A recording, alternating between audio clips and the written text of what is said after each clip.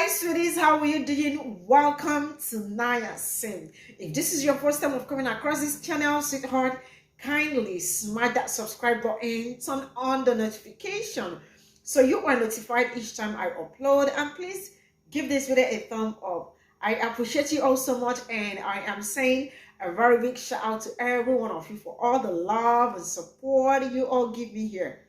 I am truly grateful. Thank you all so much.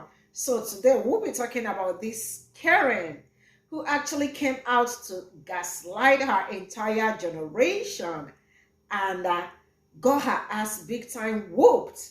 You know when they say F around and find out, she did F around and she found out. As I speak to you, her account is no more. I mean, they kicked her out. But I was able to grab so many things, all the things she said.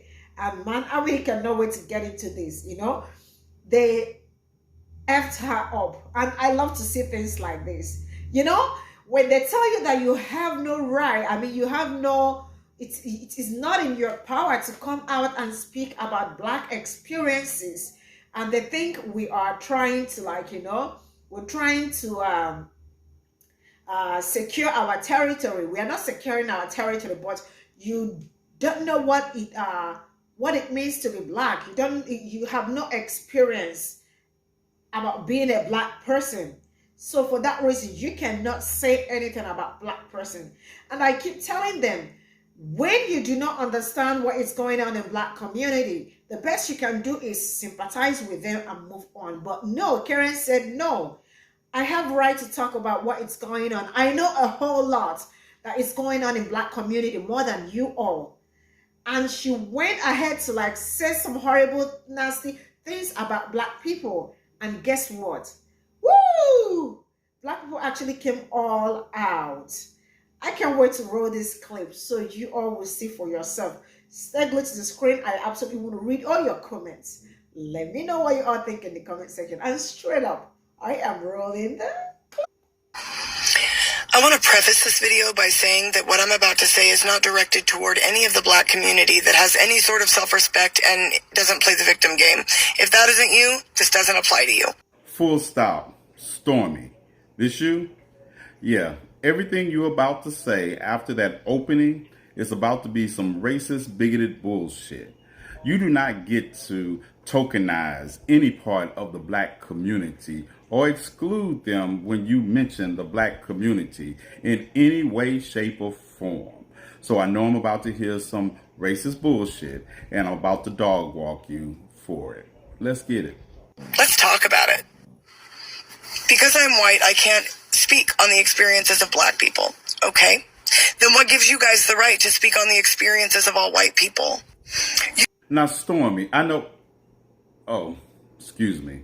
Wrong Stormy. Okay, here's the right Stormy. And Stormy Daniels, I apologize for getting you all confused. My bad. Won't happen again. Now, back to your pop-up book educated ass. It would be dangerous if you picked up a book. So you don't know the difference between people talking about their experiences in a system designed for people who look like you and talking about you. That's just you wanting to center yourself and believe that we are talking about your experiences. No, we are talking about our experiences with you. We are talking about our experiences in a system designed to benefit people like you. But of course, you must be the victim now because you want to colonize victimhood also. And you think this is the way to do it. So continue. You guys have decided that we are all inherently racist. We were born racist. Well, how do you know? You have no idea what I've experienced in my life.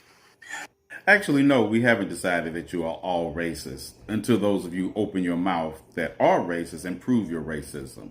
But what we do know is that you've never experienced racism in this country. And we know that you also benefit from white privilege. Yeah. What I can speak on is what I see take place right in front of me, as can you. But you know what you've never seen me do? You've never seen me be racist. What, Stormy? You must have never visited your own comment section. Because, you know what? I'm going to let Andrew Gillum tell you.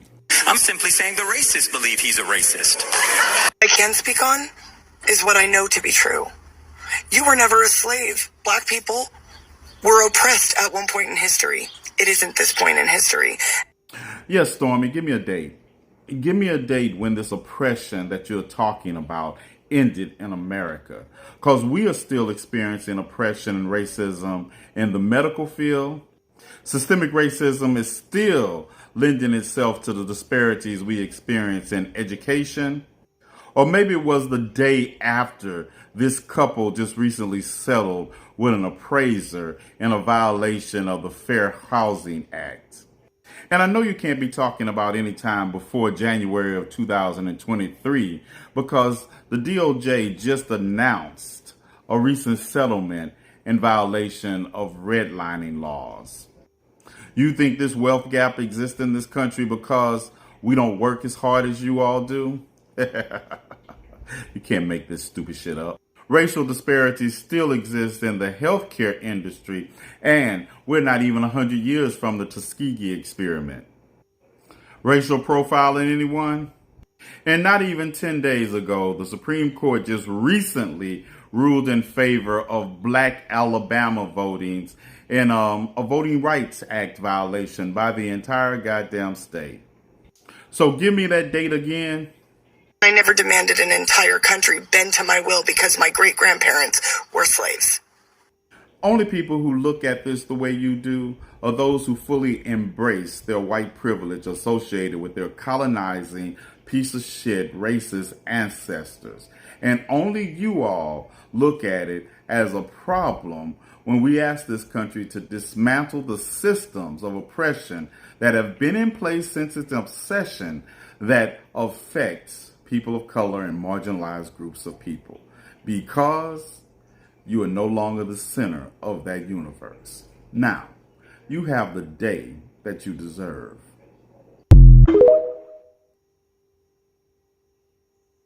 Racist.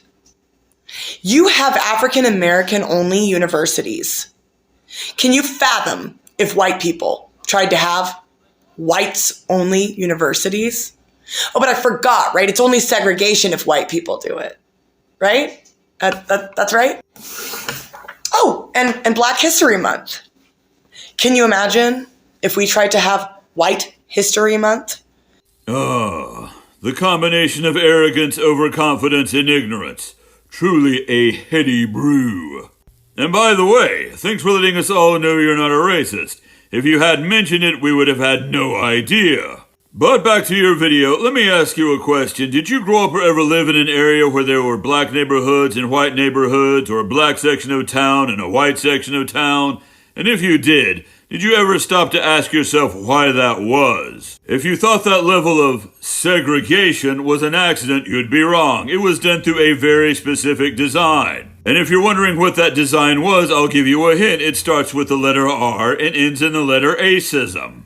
But let's go back to your video where you talk about HBCUs and how it would be unfathomable to have a whites-only college or university. Normally, I would start off by saying, I don't know if you know this, but I know you don't know this, so I'm going to jump right in. The first HBCU was Cheney University, and it was established in 1837. And the reason it came into being because universities at that time in America were whites only. And because, it was 1837, slavery was still a thing, and the Civil War wouldn't start for another 24 years.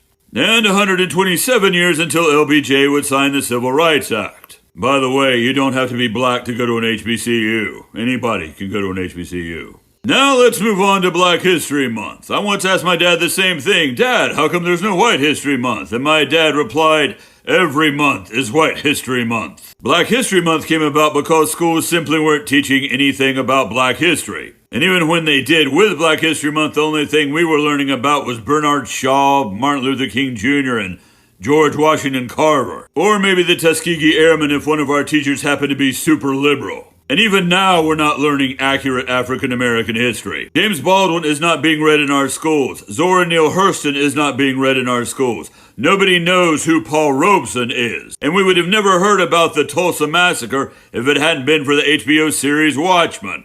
We're not learning that now because people like you called it CRT and woke and then decided to mock it. Well, anyway, this has been Doc for Diesel Punk Industries saying nobody is born racist. People are born into racist societies. Thanks for watching, and as always, Crunchy White, pimp forever.